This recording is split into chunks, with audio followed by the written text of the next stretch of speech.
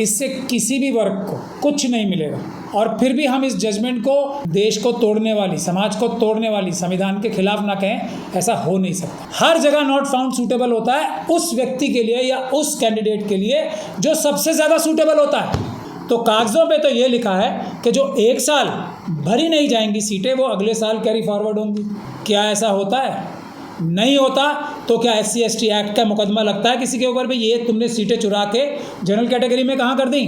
आज अगर हम लोग सब आंदोलन करके ये करा लें कि जितना बैकलॉग है पहले वो भरा जाएगा सबसे पहले, उसके बाद किसी भी जनरल कैटेगरी वाले को एक भी नौकरी दी जाएगी, तो मैं ये समझता हूँ कि हमारे समाज के, शेड्यूल कास्ट समाज के हर एक परिवार के पास एक नौकरी होगी, पढ़ाई में अधिकार होगा हर एक परिवार के पास, हर एक परिवार के पास। 3 बार रिपीट कर रहा हूँ मैं। तो रोस्टर सिस्टम के हिसाब से अब जब ये 3 जगह हिस्से बढ़ गए हैं तो रोस्टर सिस्टम में तो एक भी नौकरी नहीं आएगी और किसी के पास भी नहीं आएगी।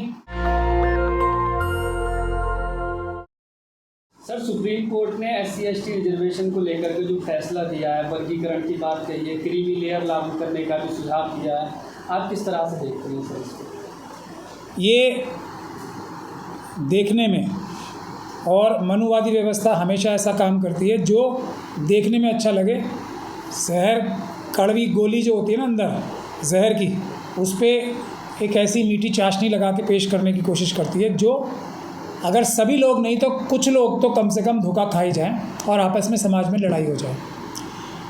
आरक्षण को बुनियादी तौर पे समझने की आवश्यकता है कि बाबा साहब डॉक्टर भीमराव अम्बेडकर ने ये अफर्मेटिव एक्शन लाया किस लिए था।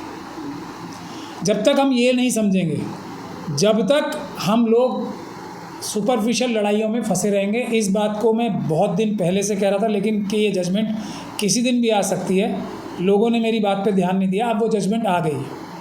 इससे मेरी बात पे अगर कोई भी यकीन करता है तो मैं ये बात लिख के देने को तैयार हूँ। इससे किसी भी वर्ग को कुछ नहीं मिलेगा। ये बात, ये जजमेंट तय करेगी कि जो शेड्यूल कास्ट कम्युनिटी के लोग हैं। और हाँ, मज़ेदार बात यह है कि ये सिर्फ शेड्यूल कास्ट कम्युनिटी के बारे में केस था और इसमें शेड्यूल ट्राइब कम्युनिटी को भी ज़बरदस्ती शामिल कर लिया गया, बहुत ही इंटरेस्टिंगली।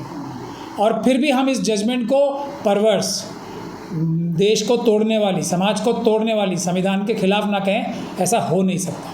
तो एक तो बात ये है। तो ये जजमेंट क्या कहती है कि ये जजमेंट देखने में ये कहती है कि जिसकी जितनी संख्या बारी उतनी उसकी हिस्सेदारी। हम लोग भी इस बात को कहते हैं कि हमें, जो हमारे समाज में अलग अलग हिस्से हैं, उनको उनकी भागीदारी मिलनी चाहिए, हमें इसका अरेंजमेंट इंटरनल करना चाहिए।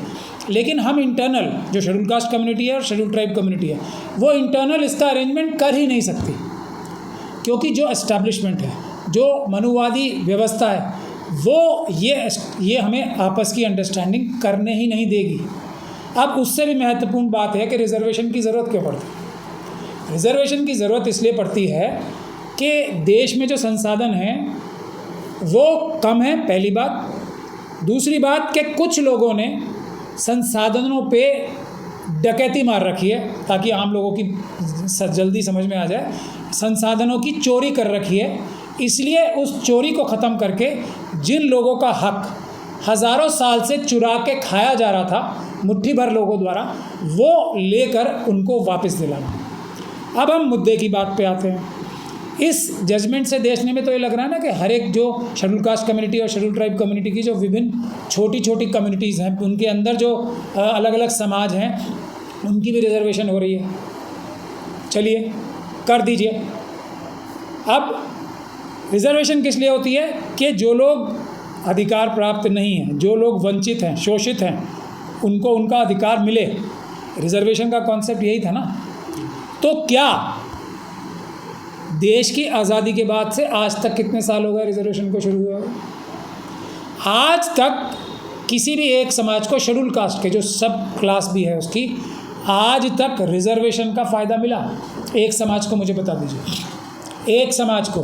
क्या एक समाज का जिसके ऊपर ये झूठा या सच्चा इल्ज़ाम लगाया जा रहा है कि ये सारा का सारा रिजर्वेशन का हक खा गए, ये शेड्यूल ट्राइब कम्युनिटी में भी एक समाज के ऊपर लगाया जा रहा है इल्ज़ाम, और शेड्यूल कास्ट कम्युनिटी के ऊपर भी लगाया जा रहा है, क्या ये समाज अपनी संख्या से ज़्यादा, क्योंकि इन समाजों की संख्या जो है वो 17% नहीं है शेड्यूल कास्ट में, इस समाज की संख्या, और शेड्यूल ट्राइब में उस समाज की संख्या कोई 8% नहीं है।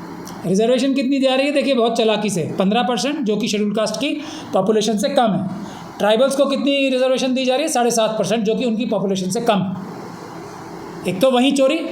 अब आगे क्या, इसमें से किसी भी समाज, कोई भी समाज खुशहाल हो गया? एक समाज के बारे में बता दीजिए। नहीं हुआ ना। क्यों नहीं हुआ?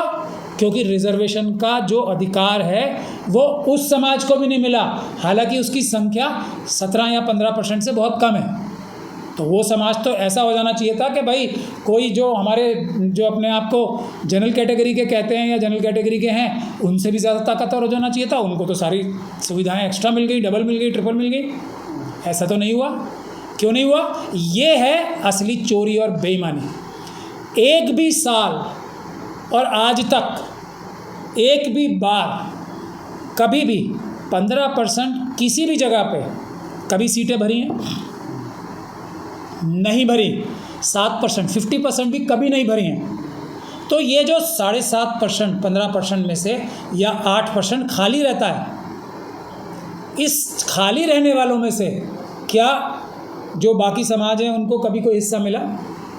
क्या जिस समाज के ऊपर इल्ज़ाम लगाए जा रहे हैं कि ये दूसरों का हक मारी कर रहे हैं, खा गए हैं, वो समाज इस 8% को जो कि खाली पड़ा हुआ है हमेशा से, उसको उन लोगों ने खा लिया या किसी और ने खा लिया?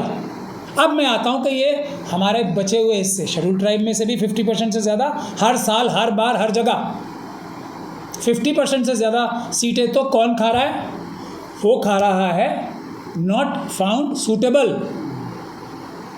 नॉट फाउंड सूटेबल, हर जगह नॉट फाउंड सूटेबल होता है उस व्यक्ति के लिए या उस कैंडिडेट के लिए जो सबसे ज़्यादा सूटेबल होता है, जो उसका इंटरव्यू ले रहे होते हैं या जो एग्ज़ाम ले रहे होते हैं, वो they are never found suitable to take the exam. यानी कि एग्ज़ाम लेने के लिए भी कभी वो उचित नहीं है और एग्ज़ाम देने के लिए भी कभी वो उचित नहीं है, क्योंकि वो कभी भी कॉम्पिटेंट शेड्यूल कास्ट और शेड्यूल ट्राइब कम्युनिटी से, ओबीसी कम्युनिटी से हो ही नहीं सकते।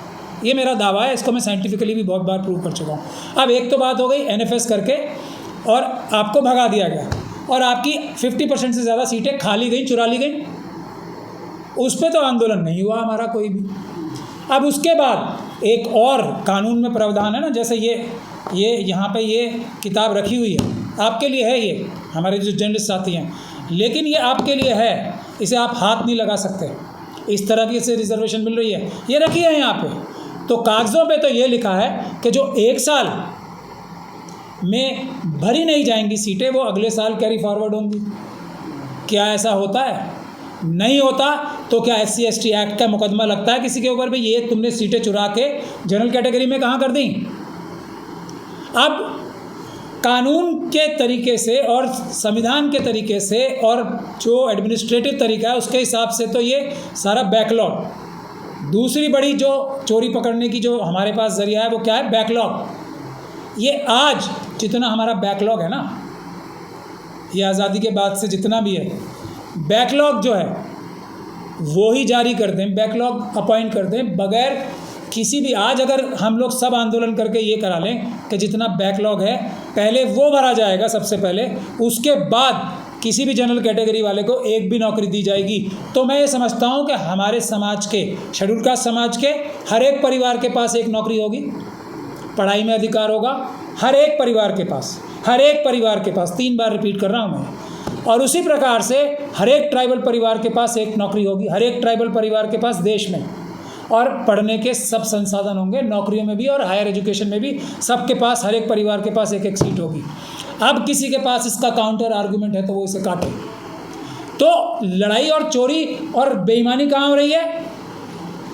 मनुवादी व्यवस्था द्वारा जो हमारी सीटें हर साल, हर जगह, हर बार 50% से ज़्यादा चुरा रहे हैं और उसको कैरी फॉरवर्ड, यानी कि उसको अगले साल में ट्रांसफ़र भी नहीं कर रहे हैं, उसको जनरल कैटेगरी में करके उसकी डकैती मार के बांट दे रहे हैं जनरल कैटेगरी वालों के पास।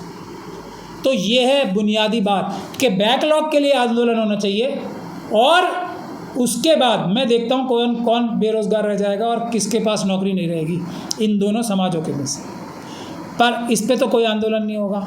हाँ, ये जो सब कैटेगराइजेशन होगी, अब क्या होगी, ये एक किताब की जगह छोटी छोटी 3 किताबें यहाँ पे आ गई टेबल पे, ठीक है।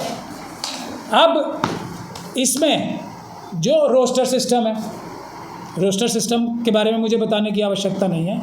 अब रोस्टर सिस्टम में जो ऐसी नौकरियां होती हैं जो इतनी कम होती हैं कि वो एक नौकरी भी एक बार नहीं निकलेगी, एक बार में एक नौकरी भी नहीं निकलेगी, या कम नौकरियां निकलेंगी, परसेंटेज से भी कम नौकरियां निकलेंगी। तो रोस्टर सिस्टम के हिसाब से अब जब ये 3 जगह हिस्से बढ़ गए हैं तो रोस्टर सिस्टम में तो एक भी नौकरी नहीं आएगी और किसी के पास भी नहीं आएगी, क्योंकि अब तो हम और भी छोटे छोटे टुकड़ों में विभाजित हो गए। जब 15% के हाथ एक नहीं आ रही थी रोस्टर सिस्टम में, तो अब ये 15 घट के चोरी छोटे छोटे होके 5-5 हो गए या उससे भी कम हो गए। तो अब तो सवाल ही पैदा नहीं होता ना आने का।